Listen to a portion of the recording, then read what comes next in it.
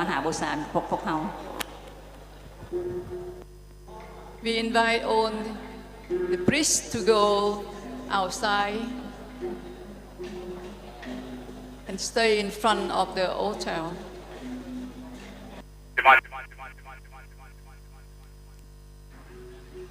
เวลานี้พิธีทางการของพวกเราก็สิ้นสุดลงแล้วต่อไปพวกเราจะเตรียมตัวเข้าสู่มหาบูชามิซาในงานอภิเษกพระสังฆราชองค์ใหม่ของมิตรสังเวียงจันทร์ของพวกเรา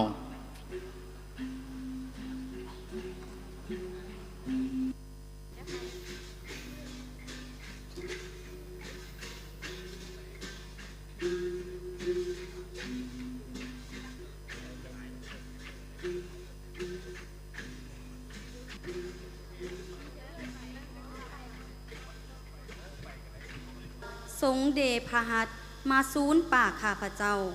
พร้อมทั้งกล่าวว่าดังนี้เฮาเอาวาจาของเฮาใส่ไว้ในปากเจ้าแล้วมื้อนี้เองเฮาได้แต่งตั้งเจ้าไว้เหนือนานาชาติและราชอาณาจักรทั้งหลายเพื่อให้เจ้าโค่นปั้มลกถอนล่างผ่านและมั่งเพแล้วให้เจ้าสร้างสาและปลูกฝังขึ้นใหม่นี่แม่นวาจาของพระเป็นเจ้าขอบพระคุณพระเป็นเจ้า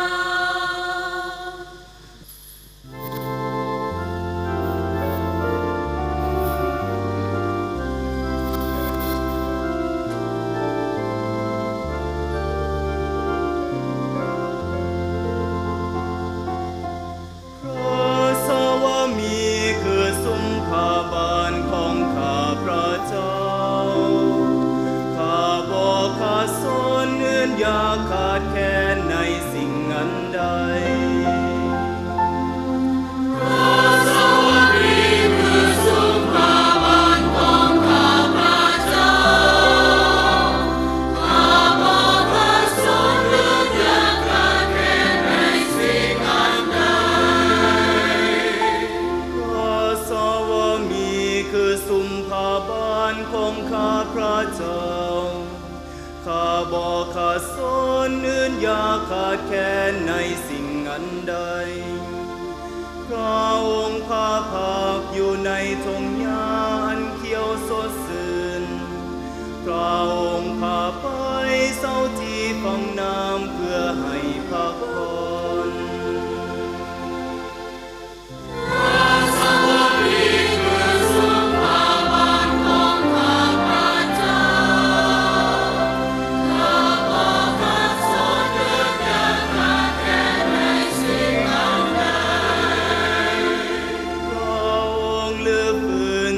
ใจข้าไม่ให้ไปตามทางอันถูกต้องดีก็พอเห็นแก่พระนามพระองค์ถึงจะต้องผ่านหอมหวนมืดข้าบ่ยันกลัวพอพระองค์อยู่นำไม่เจ้าพระองค์เป็นกำลังใจให้ข้าพระเจ้า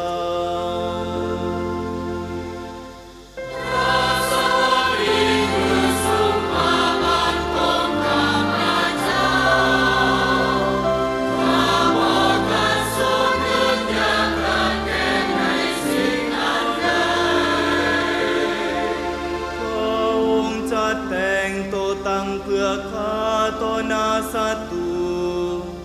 ทรงทำน้ำหอมทั้งเตรียมจองน้ำเต็มล้นทุกยามพระกรุณาของพระองค์เจ้าคงจะคุ้มครองตัวข้าเป็นนี้ข้าพระเจ้าจะใส่ในพระราชวังของพระสวามีตลอดไปพ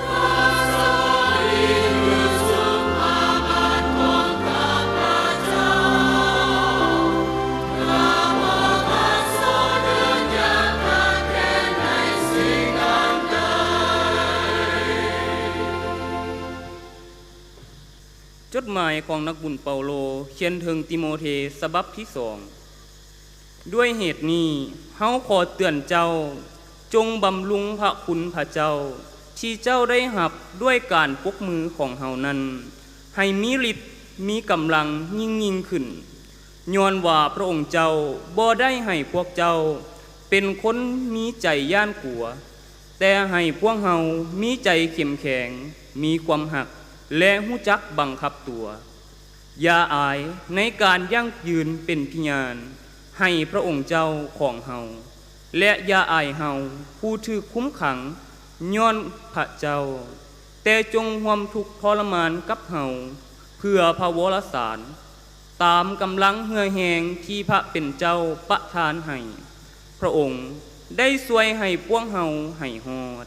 ได้ทรงเฮียกพวกเฮาด้วยพระกระแสเฮียกอันศักดิ์สิทธิ์ของพระองค์บ่แม่นย้อนคุณงามความดีที่เฮาทำไว้แต่ตามแผนการของพระองค์และย้อนความหักซึ่งพระองค์ได้ประทานให้เฮาในพระเยซูคริสต์เจ้าแต่นิรันดรความหักนี้ได้ปรากฏมาอย่างสัจแจงด้วยการประจักษ์มาของพระเยซูคริสต์พระผู้บันดาลความรอดของพวกเฮาผู้ทรงทำลายความตายผู้ทำให้ชีวิตอมตะหุ่งขึ้นด้วยอาศัยพระวรสารเฮาได้ถูกแต่งตั้งให้เป็นผู้ประกาศเป็นอัครสาวกและเป็นอาจารย์สอนพระวรสารนี่เองด้วยเหตุนี้แล้วเฮาจึงต้องทุกข์ยากลำบากอยู่อย่างนี้ย้อนเฮาฮู้ว่าเฮาเชื่อถึงผู้ใดและแน่ใจว่าพระองค์ทรงสามารถรักษาของฝากของเฮาไว้ได้จนฮอดมือนั้นจงถือเอาถ้อยคำอันถูกต้องซึ่งเจ้าได้ยินจากเฮาในความเชื่อและความหักในพระคริสต์เยซูนั้นมาเป็นหลักความประพฤติเถิดจงรักษาของฝากอันดีเลิศนี้ไว้เดชะพระจิตผู้สถิตอยู่ในพวกเฮาลูกที่หักจงบำเพ็ญตนให้เข้มแข็งในพระคุณของพระเยซูคริสต์นี่แม่นว่าเจ้าของพระเป็นเจ้า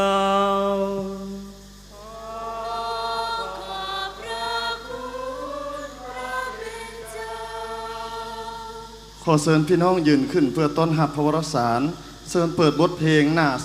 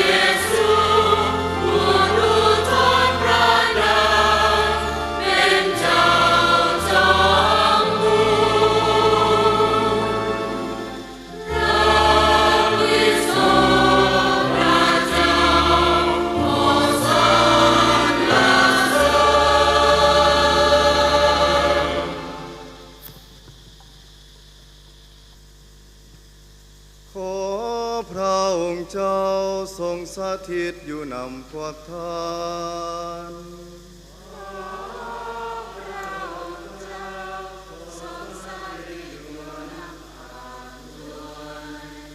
พระวรสารโดยนักบุญยวง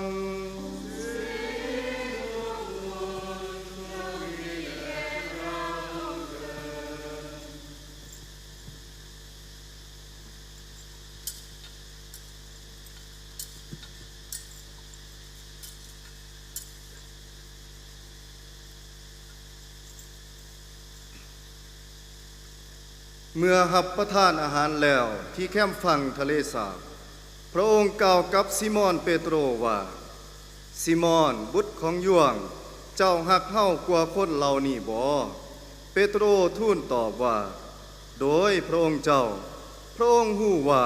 ข้าน้อยหักพระองค์พระเยซูเจ้ากล่าวว่าจงเลี้ยงลูกแกะของเฮาพระองค์กล่าวเป็นเทื่อที่2ว่า ซิมอนบุตรของยวงเจ้าฮักเฮาบ่ซิมอนทูลตอบว่าโดยพระองค์เจ้าพระองค์ฮู้ว่าข้าน้อยฮักพระองค์พระเยซูเจ้ากล่าวว่าจงเลี้ยงแม่แกะของเฮาพระองค์กล่าวเป็นเทื่อที่3ว่าซิมอนบุตรของยวงเจ้าฮักเฮาบ่เมื่อได้ยินพระองค์ถามเทื่อ3ว่าเจ้าฮักเฮาบ่เปโตรก็มีความอุกใจจึงทูลพระองค์ว่าพระองค์เจ้าเอ๋ยพระองค์ทรงทราบทุกสิ่งทุกอย่างพระองค์ฮู้ดีว่าข้าน้อยฮักพระองค์พระเยซูเจ้ากล่าวว่าจงเลี้ยงแม่แกะของเฮา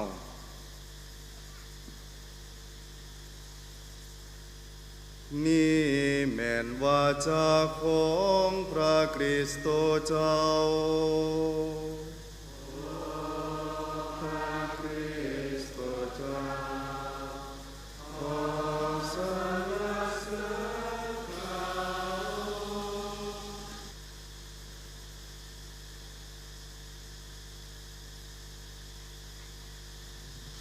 ลำดับต่อไปเป็นพิธีอภิเษกเป็นพระสังฆราชสินบวชพระสังฆราชเป็นสินบวชขั้นสูงสุดซึ่งผู้รับสินบวชจะได้รับการแต่งตั้งให้เป็นอาจารย์สอนความเสื่อเป็นสมณะและผู้อภิบาลขอโซนทุกคนยืนและขับห้องบทเพลง Veni Creator Spiritus หน้า 33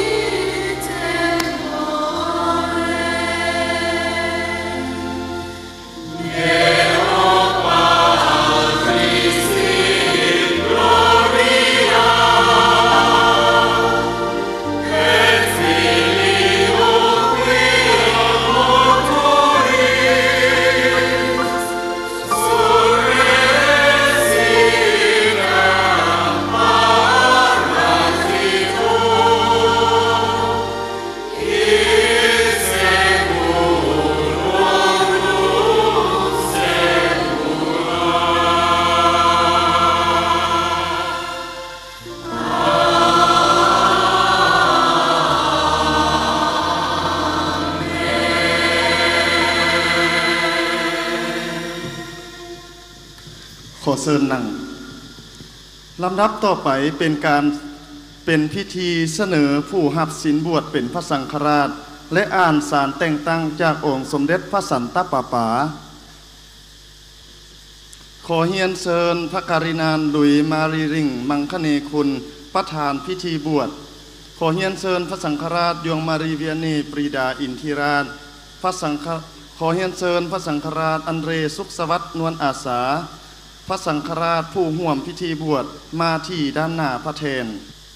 ขอเชิญคุณพ่อยวงวิมานเพชรอินดาวงศ์และคุณพ่อเปโตกี้แก้วประดาไซพระสงฆ์ผู้ใหญ่ซึ่งเป็นตัวแทนของสังฆมณฑลเวียงจันทน์นำหน้าผู้จะรับอภิเษกไปยืนอยู่ต่อหน้าพระสังฆราชผู้เป็นประธานในงานอภิเษกขอเชิญคุณพ่อยวงวิมานเพชรอินดาวงศ์มาเสนอผู้จะรับอภิเษกแก่พระสังฆราช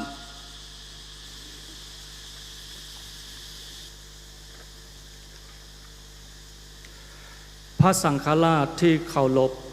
พระคริสตจักรศักดิ์สิทธิ์ขอให้พระสังฆราชอภิเษกคุณพ่ออันต้นอดุลหงสพงศ์ขึ้นรับตำแหน่งเป็นพระสังฆราชด้วย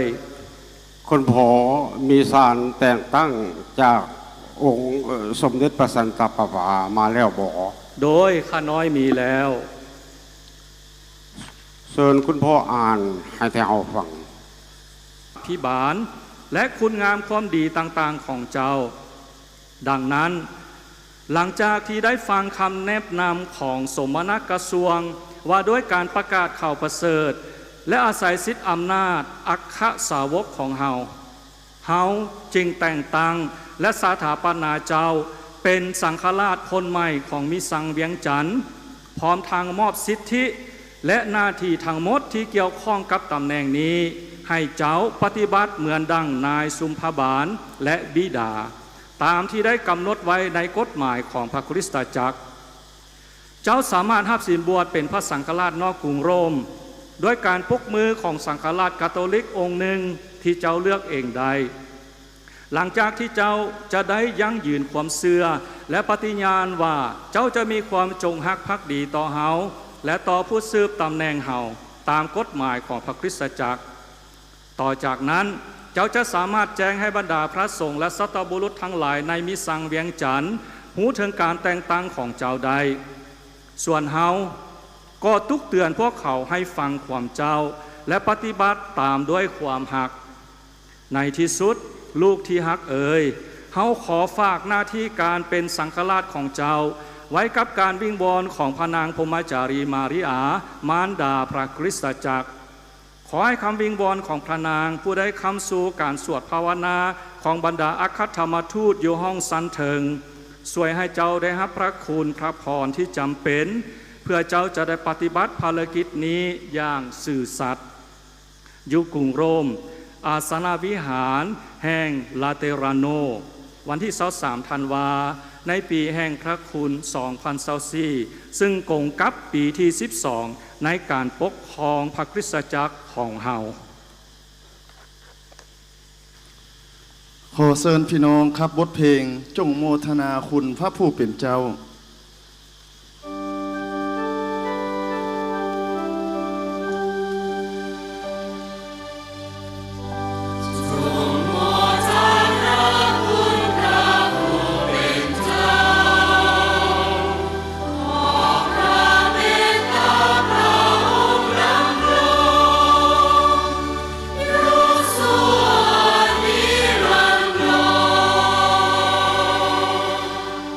ขอเชิญบรรดาพี่น้องแสดงความยินดีด้วยการตบมือ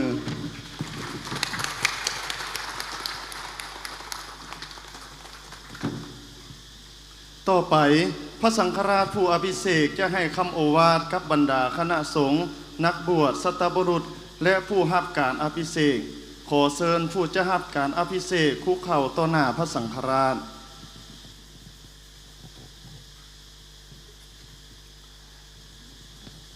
พวกลูกที่หักแปลงทั้งหลาย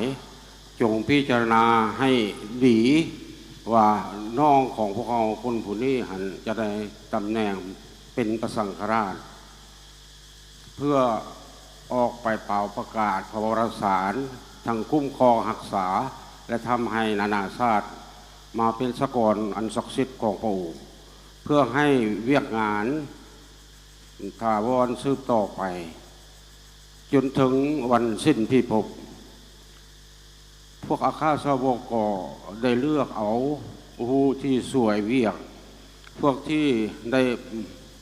ปกมือถึงพวกเขาเพื่อให้พวกเขาได้รับประทานของพระจิตแล้วให้รับสินบวชอย่างสมบูรณ์ดังนี้การมีพระสังฆราชหรือสืบต่อตำแหน่งกันไปในทุกเส้นทุกสมัยจึงต้องเป็นขบวนและคำธรรมเนียมอันสำคัญที่ต้องรักษาไว้แล้วเวียกงานของพระมหาไทยจึงมั่นคงและทวีพ้นคืนจนถึงสมัยเฮานี่ทุกวันนี้พระเยซูคริสต์เจ้าเองผู้ได้เป็นมหาสงฆ์สถิตอยู่ท่ามกลางของพวกพี่น้องในตัวของผู้พื้นพระสังฆราชและห้อมล้อมด้วยคณะสงฆ์ของท่านพระองค์เองบ่หยุดหย่อนในการประกาศพระวรสารและแจกจ่ายข้อลึกลับแห่งความเชื่อให้แก่พวกสัตบุรุษในเวียกงานของพระสังฆราชพระองค์เองเป็นผู้สอกหาสมาชิกตื่นและก็รวบรวมสมาชิกใหม่อีกเขาในกายอันศักดิ์สิทธิ์ของพระองค์ด้วยใช้เวียกงานที่พระสังฆราชกระทำดังนี้หันพวกพี่น้องที่หักทั้งหลายจงชื่นชมยินดีและต้อนรับเอาน้องชายของพวกเขาอยู่นี่ซึ่งพวกเขาจะปกมือเป็นพระสังฆราชและเข้ารับในคณะของพวกเขาด้วยการปกมือจงเคารพนับถือเพิ่นดังผู้ที่หับไส้พระคริสต์เจ้าและผู้ได้แจกจ่ายพระคุณของพระองค์พระเจ้าได้มอบหมายหน้าที่ที่เป็นพิญาณให้แก่พระวรสารเป็นผู้ประทานชีวิตและความศักดิ์สิทธิ์ให้พวกพี่น้องชื่อจำวาจาที่พระคริสต์เจ้าได้กล่าวกับพวกอาคาสาวกว่าไผฟังความพวกเจ้าก็แม่นฟังความเฮาไผมินประมาทพวกเจ้าก็แม่นมินประมาทพวกเฮาส่วนเฮาจะดูหนึ่งประมาทเฮาก็แม่นอันเดียวกันโอ้ได้ทรงใช้เฮามาด้วยส่วนเจ้าน้องสายที่หักแพงผู้พระเจ้าได้เลือกสรรจงเข้าใจว่าพระองค์ได้เลือกและแต่งตั้งให้ปฏิบัติเวียกงานของพระเจ้าเพื่อรับใช้ประสกรของพระองค์พระสังฆราชแม้นเพื่อทำตำแหน่งงานบ่แม้นเพื่อยกสั้นสักยศศักดิ์และพระสังฆราชนั้นมันเป็นผู้รับใช้หลายก็จะเป็นนาย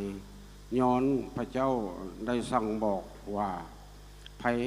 เป็นผู้ใหญ่ให้กายเป็นผู้น้อยและเป็นผู้น้อยในทำกลางผู้รับใช้จงเทศนาสอนตามโอกาสที่เหมาะสมจงติเตียนบอกสอนด้วยความภาคเพียรอดทนและมุ่งหวังจากการฝึกสอนเสมอ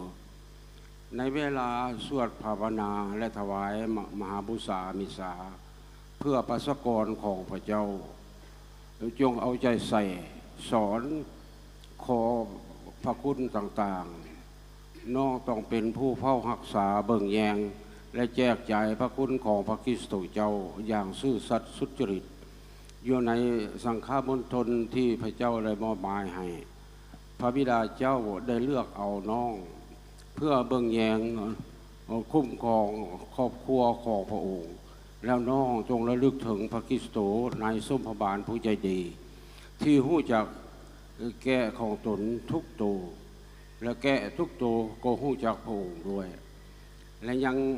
ได้มอบหมายชีวิตของพระองค์เองเพื่อฟุ้งแก่โดย บ่ลังเลใจเลย จงรักษาจงฮักแพงทุกคนที่พระเป็นเจ้าได้มอบหมายให้นั้นด้วยความฮักในฐานะเป็นบิดาเป็นมิตรและเป็นต้นพวกพระสงฆ์อนุสงฆ์ที่เป็นเพื่อนร่วมงานในใกล้ชิดติดแต่ดำน้องในเวียกงานของพระคริสต์เจ้าน้องยังขอต้องหักแพงทุกคนทุกจนคนพิการและคนต่างถิ่นอีกด้วยจงตักเตือนพวกสัตบุรุษให้ร่วมในงานอันแผ่ธรรมและการฟังความคิดความเห็นของพวกเขาด้วยส่วนพวกที่อยู่นอกพระคริสตจักรนั้นน้องต้องเอาใจใส่ซี่นำพาอย่างบ่หยุดหย่อนเพื่อคือกันกับว่าเป็นคือที่จะมอบหมายให้น้องในพระเป็นเจ้าด้วยส่วนในพระคริสตจักรคาทอลิกให้น้องหันจือจำว่าน้องมีความสำคัญกับคณะพระสังฆราชอื่นๆอย่างเหนียวแน่นจนว่าน้องต้องได้เอาใจใส่นำพระคริสตจักร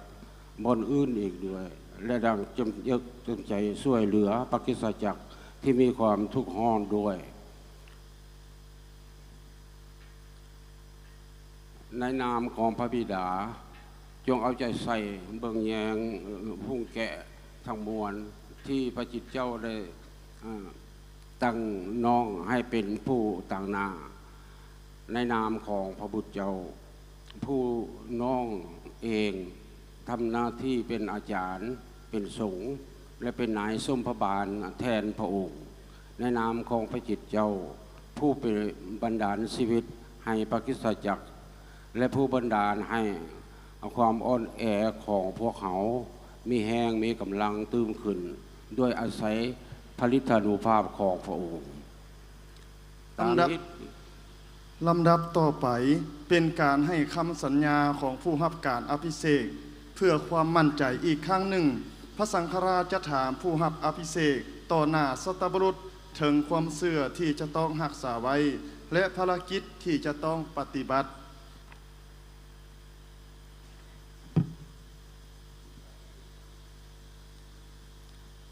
ตามเหตุของแต่โบราณกาลมามีคำสั่งให้สอบถามผู้จะรับอภิเษกเป็นพระสังฆราชต่อหน้าพระสนถึงความตั้งใจที่จะรักษาความเชื่อและปฏิบัติตามภารกิจหน้าที่ของตนเองดังนี้ให้น้องที่หักทำหน้าที่อันสืบเนื่องมาจากพวกอาคาสวกซึ่งพวกเขาจะมอบหมายให้น้องด้วยการปกมือน้องสมัครเต็มใจจะปฏิบัติตนเท่าวันตายได้ทราบพระคุณของพระจิตเจ้าสวยบอกโดยน้องสมัครเต็มใจน้องสมัครเต็มใจที่จะประกาศพระวรสารของพระคริสต์เจ้าอย่างซื่อสัตย์สุจริตและบ่หยุดหย่อนบ่โดยน้องสมัครเต็มใจข้อความเชื่อที่เคยถือกันมาทั่วพระคริสตจักรเสมอตามที่ได้รับสืบเนื่องมาจากพวกอัครสาวกนั้นน้องก็สมัครเต็มใจที่จะป้องกันรักษาไว้ให้มั่นคงและครบบริบูรณ์บ่โดยน้องสมัครเต็มใจน้องสมัครเต็มใจที่จะเสริมสร้างพระกายของพระคริสตจักรของพระองค์และตั้งมั่นอยู่ในความสามัคคีเป็นน้ำหนึ่งใจเดียวในคณะพระสังฆราชภายใต้การนำพาขององค์สมเด็จพระสันตะปาปาผู้สืบตำแหน่งของพระบุญปิโตบ่โดยน้องสมัครเต็มใจน้องสมัครเต็มใจนบนอบเสื่อฝังต่อองค์สมเด็จพระสันตะปาปาอย่างซื่อสัตย์สุจริตบ่โดยน้องสมัครเต็มใจน้องสมัครเต็มใจที่จะตั้งตัวเองเป็นบิดาเพื่ออุ้มสู้และแนะนำประชากรของพระเป็นเจ้าพร้อมกับพวกพระสงฆ์ในเส้นทางสวรรค์บ่โดยน้องสมัครเต็มใจ น้องสมัครเต็มใจที่จะต้อนรับเอาคนทุกข์จนคนขัดสนด้วยใจเอื้อเพื่อแผ่และเมตตากรุณาย้อนเห็นแก่พระเป็นเจ้าบ่โดยน้องสมัครเต็มใจน้องสมัครเต็มใจเป็นนายสุมพบาลที่ดีในการสอกหาผู้ลงทาง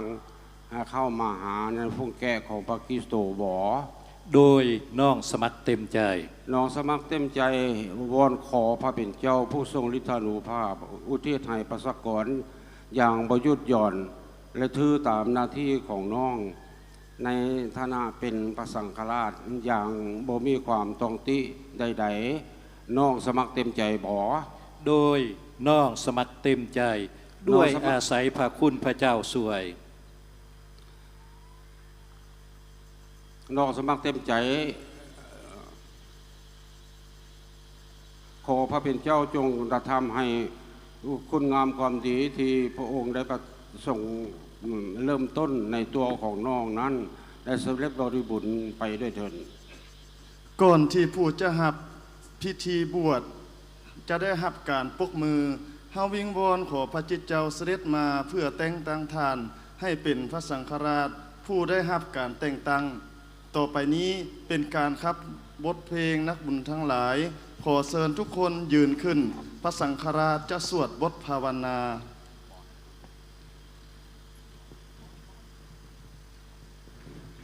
พี่น้องที่รักแพง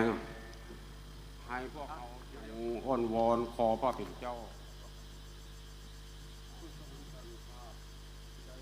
ทรงเมตตาประทานพระคุณอันล้นโลเรือของพระองค์ให้แก่ผู้ที่พระเป็นเจ้าได้เลือกสรรนี้เพื่อประโยชน์ของพระคริสตจักรต่อไปนี้ผู้รับการอภิเษกจะนอนหมูบลงการนอนหมูบเป็นสัญลักษณ์แสดงถึงผู้รับอภิเษกมอบกายถวายวิญญาณทั้งหมดให้แก่พระผู้เป็นเจ้า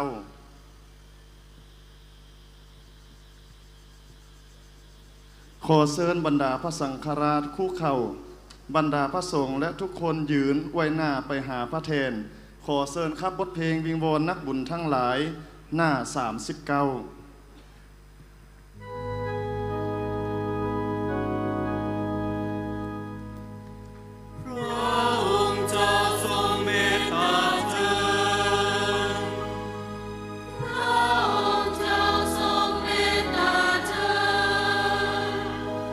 พระคริสต์เจ้าทรงเมตตา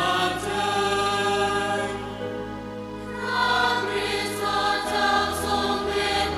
ถิด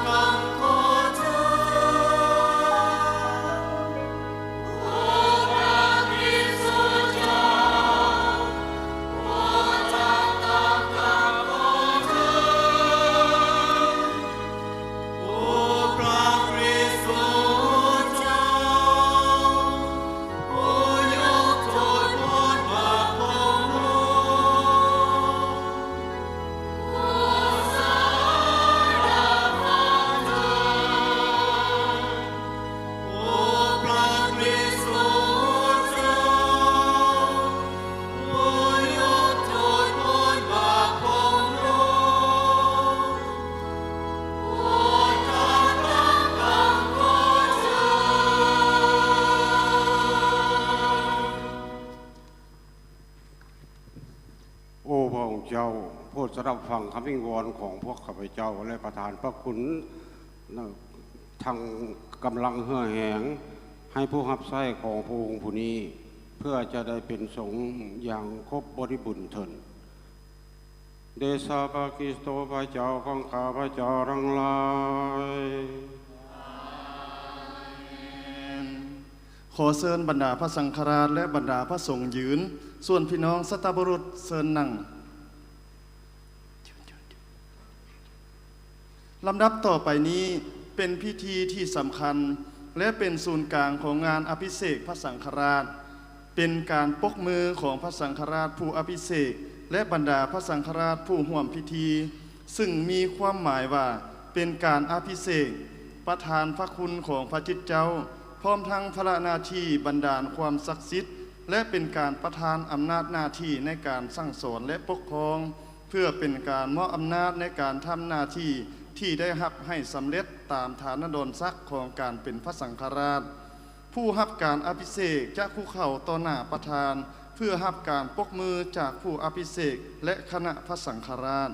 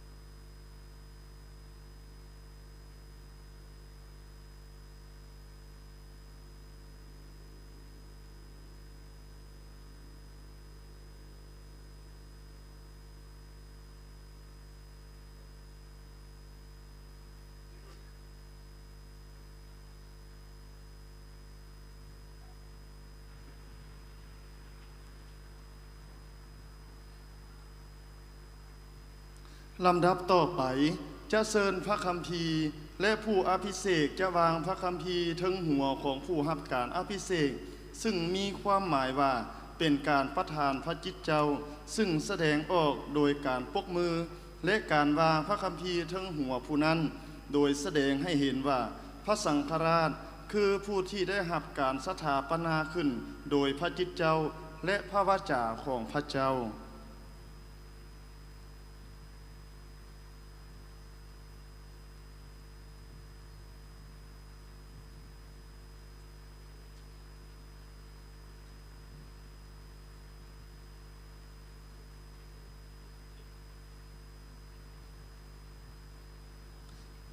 ต่อไปจะเป็นบทภาวนาอภิเษก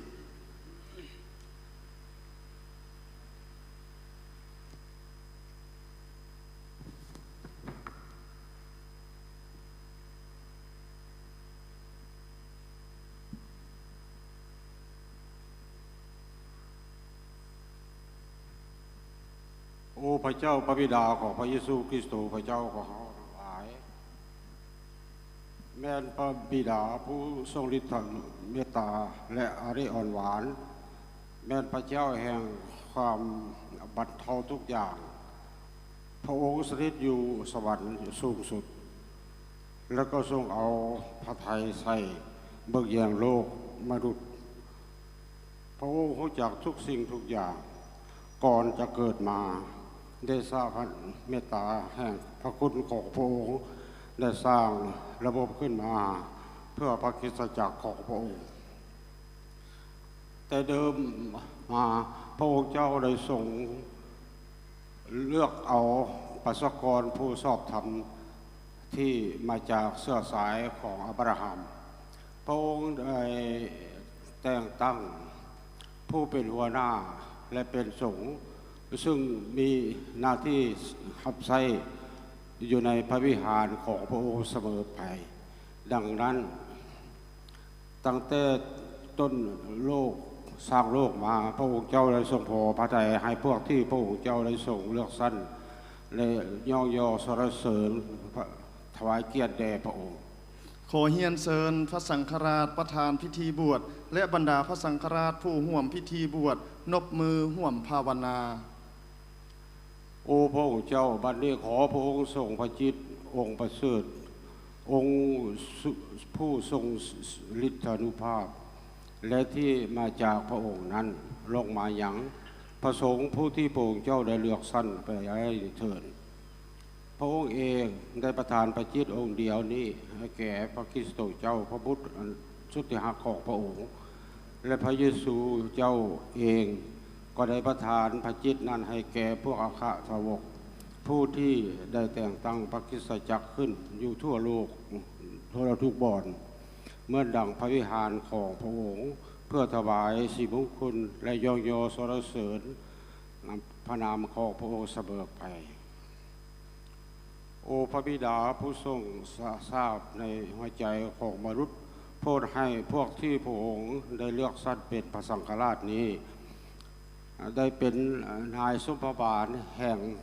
ประชากรของพระองค์และปฏิบัติหน้าที่อันสมบูรณ์อย่างครบถ้วนด้วยอาศัยพระองค์ทั้งวันทั้งคืนโดยให้เพิ่นรู้จักทำการขอบใจพระทัยของพระองค์เสมอไปและถวายสิ้นบูชาแห่งพระคริสตจักรของพระองค์เพื่อเพิ่มแจกจ่ายหน้าที่ต่างๆตามคำสั่งของพระองค์ตามสิทธิอำนาจที่พระองค์เจ้าได้มอบหมายให้อัครสาวกขอให้เพิ่นจำเริญชีวิตเต็มด้วยใจอ่อนหวานและสะอาดสดใสเพื่อเป็นที่ชอบพระทัยพระองค์ในเวลาถวายบูชาอันทรงเกิดผลและอันชอบพระทัยของพระเดชะพระคริสโตพระบุตรของพระองค์เดชะพระบุตรนั้นพระองค์เจ้าได้ทรงรับสิริมงคลฤทธิอำนาจและเกียรติศักดิ์ศรีร่วมกับพระจิตเจ้าอยู่ในพระคริสตจักรอันเดียวกันและตลอดไปนิสวนิรันดรเถิดต่อไปนี้เป็นพิธีการเจิมน้ำมันคริสต์มาสเป็นสัญลักษณ์ว่าผู้รับการอภิเษกได้รับการเลือกสรรจากพระเป็นเจ้าและแสดงถึงการเป็นคือพระคริสต์เจ้าที่พระบิดาทรงเจิมพระองค์ด้วยพระจิตเจ้าและถูกเลือกสรรให้เป็นสมณะ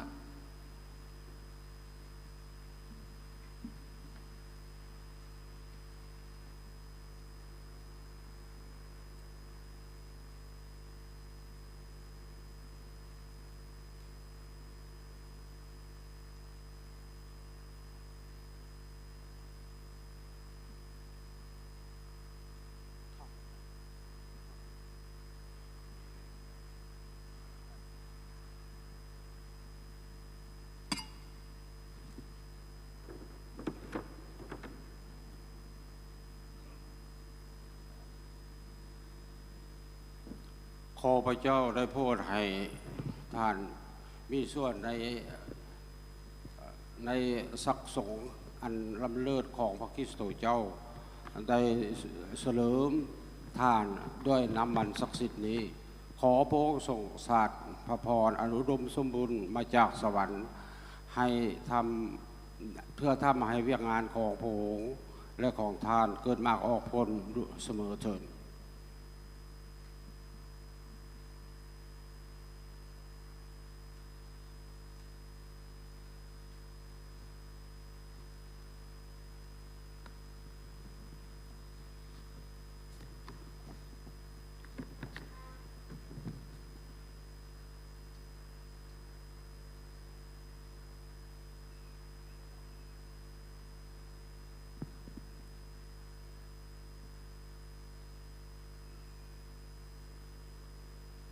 ลำดับต่อไปพระสังฆราชผู้อภิเษกจะมอบพระคัมภีร์แก่ผู้รับการอภิเษกซึ่งเป็นการแสดงออกถึงการเทศน์สอนเป็นหน้าที่สำคัญยิ่งในการประกาศพระวรสาร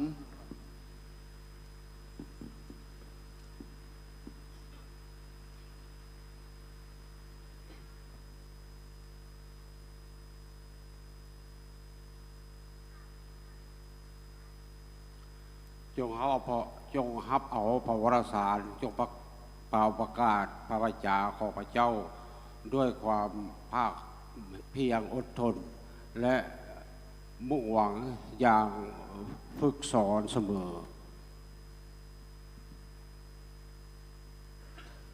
ลำดับต่อไปผู้อภิเษกจะสวมแหวนให้แก่ผู้รับอภิเษกซึ่งเป็นเครื่องหมายแสดงถึงความซื่อสัตย์ในการปกครองและรักษาพระคริสตจักร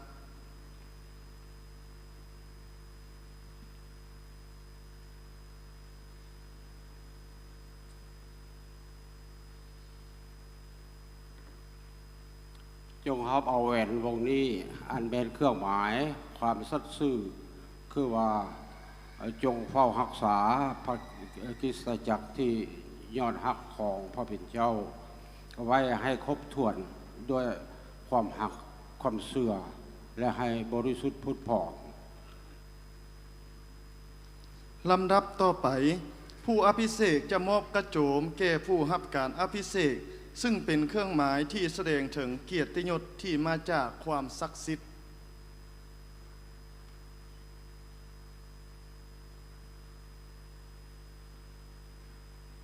จงรับเอากระโจมนี้และขอให้ความสว่างแห่งความศักดิ์สิทธิ์จงปรากฏอย่างชัดแจ้งในตัวของท่านและเมื่อประมุขแห่งบรรดานายสมภบาลจะมาปรากฏมาท่านจะได้เหมาะสมที่จะได้รับมงกุฎแห่งความรุ่งเรือง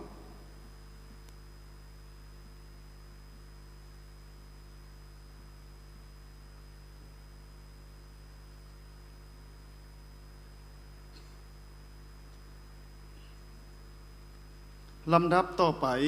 ผู้อภิเษกจะมอบไม้คนเท้าให้แก่ผู้รับอภิเษก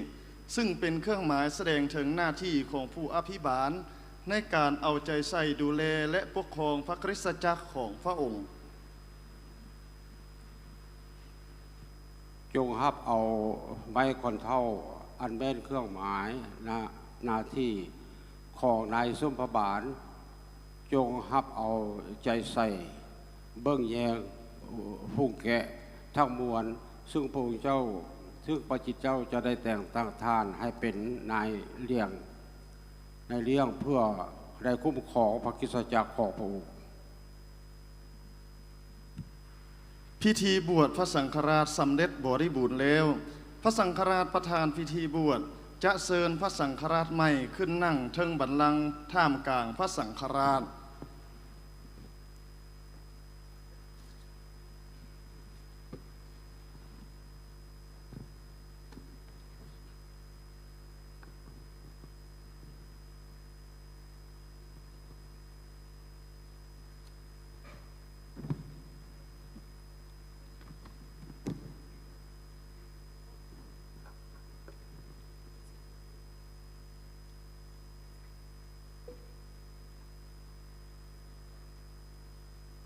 บัดนี้พระสังฆราชอันตนอดุลหงสะพงได้เข้าสู่ฐานันดรศักดิ์สิทธิ์เป็นที่เรียบร้อยแล้วขอเชิญพี่น้องแสดงความยินดีด้วยการตบมือเพื่อรับพระสังฆราชองค์ใหม่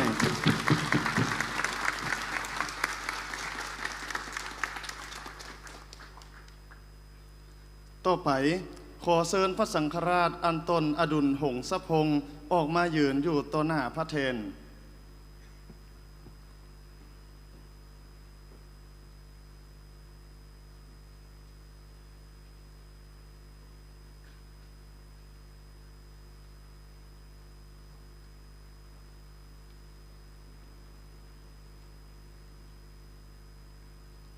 ขอเฮียนเชิญพระสังฆราชผู้อภิเษกและบรรดาพระสังฆราชสวมกอดพระสังฆราชองค์ใหม่เพื่อแสดงความยินดี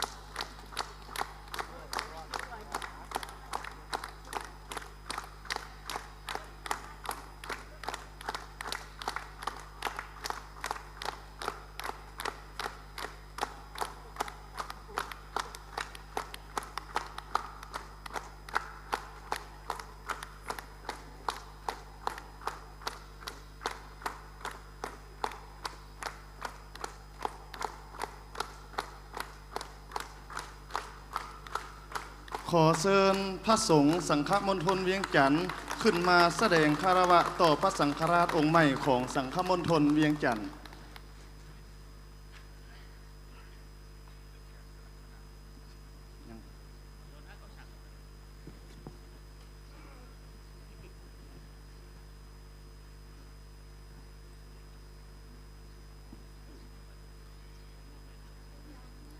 ขอเชิญบรรดานักบวชชายนักบวชหญิงที่ทำงานในสังฆมณฑลเวียงจันทน์ขึ้นมาแสดงคารวะต่อพระสังฆราชองค์ใหม่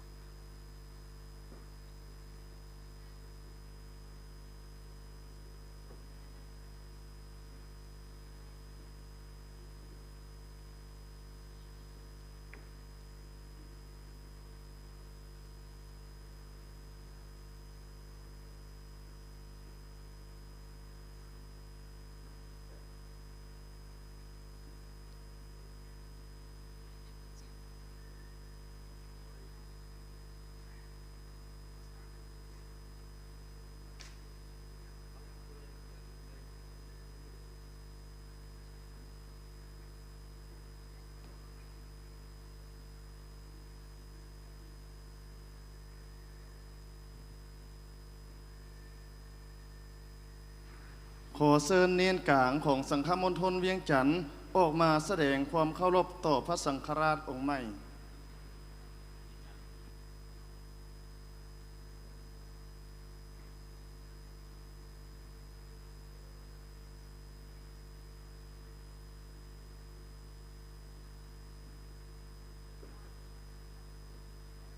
ขอเชิญคารวะตัวแทนปัสกรของพระเป็นเจ้าในสังฆมณฑลเวียงจันทน์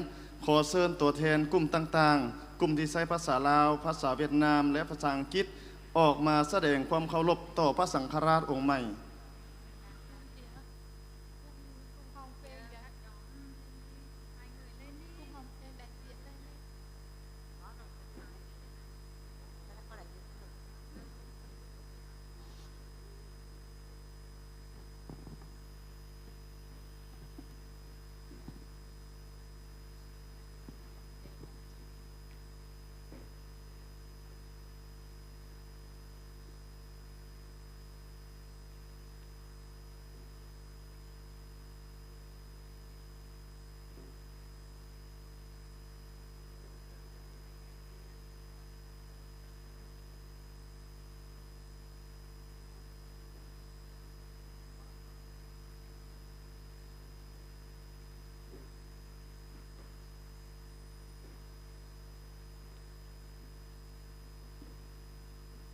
ลำดับต่อไปพระสังฆราชใหม่จะสวมหมวกสูงพร้อมถือไม้คอนเท่าประจำตำแหน่งย่างไปอวยพรสัตบุรุษโดยมีนายจาฮีดจะนำหน้าพระสังฆราชองค์ใหม่ไปขอเชิญพระสังฆราชปรีดาและพระสังฆราชสุขสวัสดิ์ร่วมย่างไปกับพระสังฆราชองค์ใหม่ขอแจ้งว่าการอวยพรนี้เป็นการอวยพรส่วนรวมบ่แม่นส่วนตัวดังนั้นขอให้ทุกคนนั่งอยู่กับบ่อนของตนเองขอเชิญครับบทเพลงหน้า49Your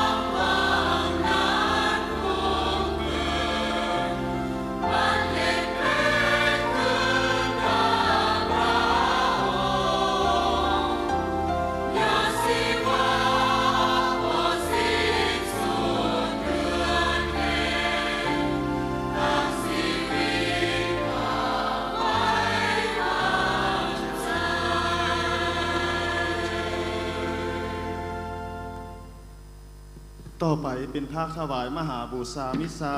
ขอเชิญเตรียมของถวายขอเชิญขับเพลงถวายหน้า44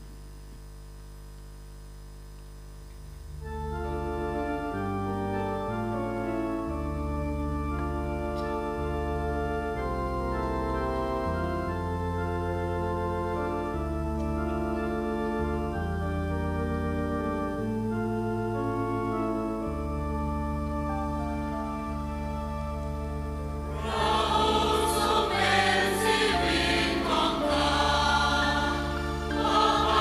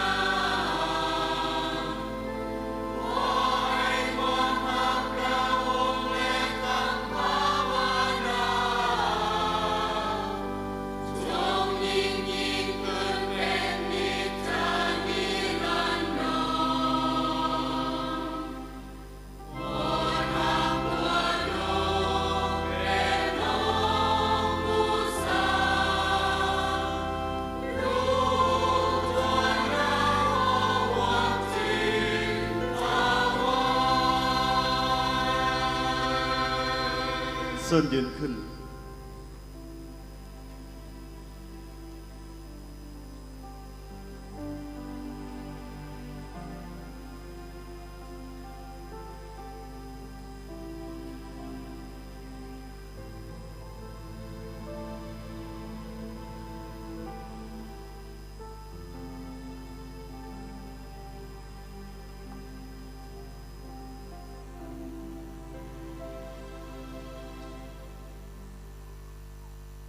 พี่น้องทั้งหลายจงพากันสวดกายของบูชาข้าพระเจ้าและของพี่น้องได้เป็นที่สอบพระทัยพาเป็นเจ้าพระบิดาผู้ทรงฤทธานุภาพขอพระเป็นเจ้าทรงเอาของบูชานี้จากมือของคุณพ่อเพื่อเป็นเกียรติสิมงคลในพระนามของพระองค์เพื่อเป็นประโยชน์ให้พวกเราและพระคริสตจักรศักดิ์สิทธิ์ทั้งมวลด้วยโอ้พระเจ้าผู้ทรงฤทธานุภาพโปรดรับเอาเครื่องบรรณาการซึ่งพระคริสตจักรน้อมถวายในโอกาสวันสมโภชเทวดามาแจ้งข่าวนี้โปรดประทานให้พระคริสตจักรที่กำเนิดในมือพระวจาเจ้าได้รับเอากายนั้นได้เฉลิมฉลองขอลึกลับของพระคริสโตด้วยความสินสมยินดีเทินย้อนเห็นแก่พระคริสโตพระเจ้าของข้าพระเจ้าทั้งหลาย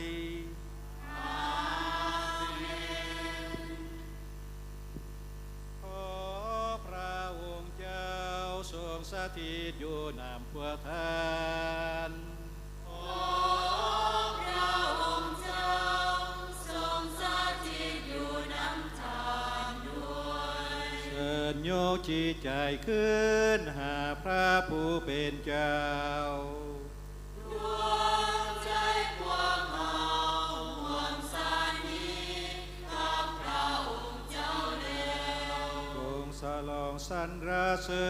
ญพระองค์พระเจ้าของเฮาเป็นการสมควรและถูกต้องแล้วโอ้พระบิดาผู้ศักดิ์สิทธิ์ผู้มิฤทธิ์และดำรงแต่นิรันดรการที่พวกข้าพระเจ้าย่อมย่อสรรเสริญพระองค์ทุกเวลาและทุกบอนนั่นเกินว่าสมควรของทั้งถูกต้องและเที่ยงธรรมย้อนเห็นแก่พระคริสโตพระเจ้าของข้าพระเจ้าทั้งหลายแม้นพระองค์นี้เองที่เทวดาได้มาแจ้งข่าวแก่พระนางพรหมจารีและพระนางได้ย่อมรับเอาด้วยความเชื่อภายใต้ห่มปีกของพระจิตเจ้าแม้นพระองค์นี้เองที่พระนางได้ทรงคันในอุทธรอันบริสุทธิ์ด้วยความหักหอมพระองค์ได้เสด็จมาทำให้พระสัญญาที่ให้ไว้กับชาติอิสราเอลนั้น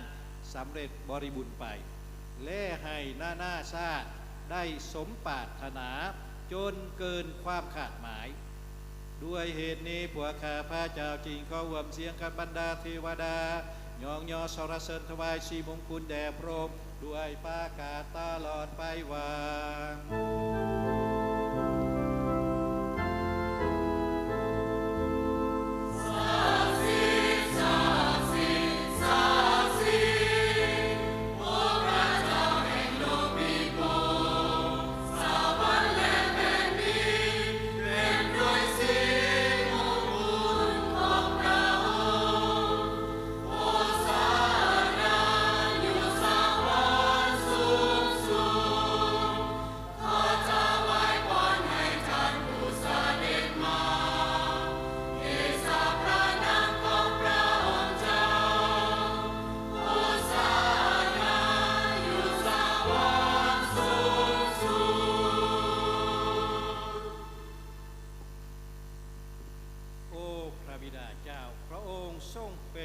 ศักดิ์สิทธิ์จริงแท้เป็นบ่อเกิดแห่งความศักดิ์สิทธิ์ทุกอย่างขอให้เครื่องบูชานี้ศักดิ์สิทธิ์ไปเดชฤทธานุภาพของพระจิตเจ้าเพื่อให้กลายเป็นพระกายและพระโลหิตของพระเยซูคริสต์พระเจ้าของข้าพเจ้าทั้งหลายเมื่อพระองค์ทรงมอบตัวหับทนทรมานด้วยความสมัครใจพระองค์ทรงจับเอาปังทรงสมนาคุณ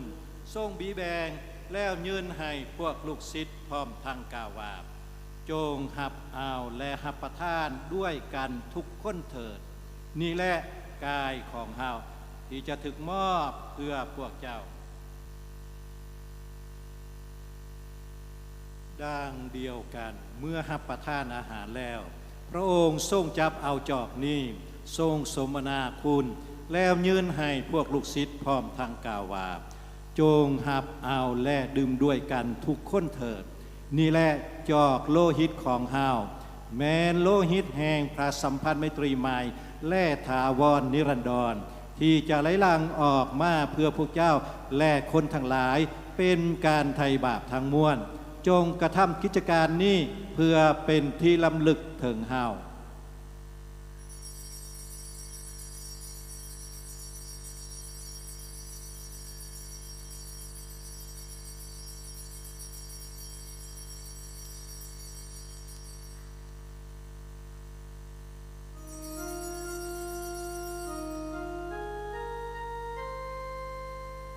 เวลานี้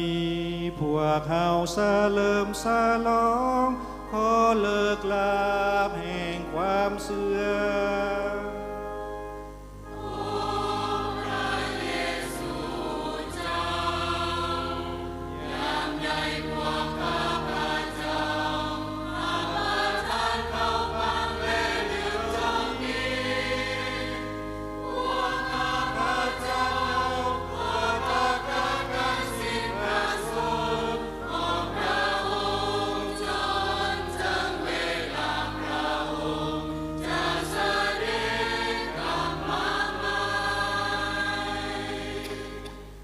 ด้วยเหตุนี้โอพระบิดาเจ้าในเวลาที่เฉลิมฉลองการสิ้นพระชนม์และการขับขึ้นศึกจากพวกผู้ตายของพระบุตรเจ้านี้พวกข้าพเจ้าขอน้อมถวายปังประทานชีวิตและจอกบันดาลความหอดนี้เพื่อสมนาคุณพระองค์ผู้ได้ทรงโปรดให้ข้าพเจ้าทั้งหลายสมได้หับใส่อยู่ต่อพระพักของพระองค์ขอวิงวอนพระองค์โปรดให้พระจิตเจ้าทอนโฮมพวกข้าพเจ้าผู้มาห่วงหาพระกายและพระฤทธิ์ของพระคริสต์นี้เข้าเป็นหนึ่งเดียวกันเถิด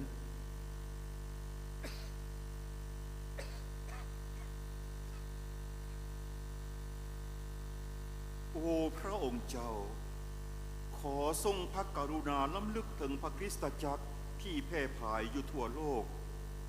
และโปรดให้หักโครงทวีขึ้นพร้อมกับพระสันตะปาปาฟรังซิสโกพระสังฆราชอันตุนอาดุลหงสพงษ์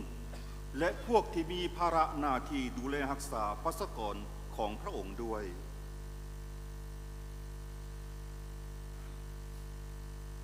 ขอพระองค์ทรงพระกรุณาลำลึกถึงญาติพี่น้องและทุกคนที่ได้ล่วงลับไปแล้วโดยหวังไว้ใจว่าจะได้กลับเป็นขึ้นมาขอทรงรับเอาเขาเจ้าเข้าสมประภักอนุเฮืองของพระองค์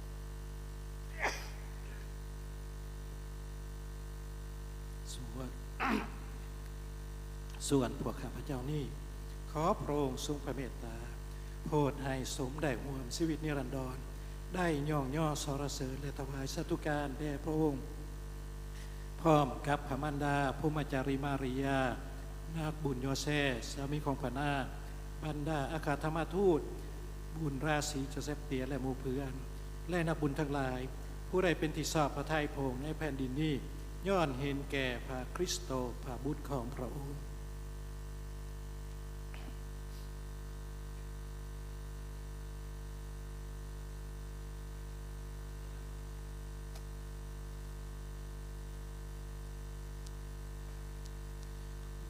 สาพระคริสต์เจ้าพร้อมกับพระองค์และในพระองค์โอ้พระบิดาผู้ทรงฤทธานุภาพเกียรติและสิมงคลทุกอย่างเป็นของพระองค์รวมกับพระจิตตลอดนิรันดรอาเมน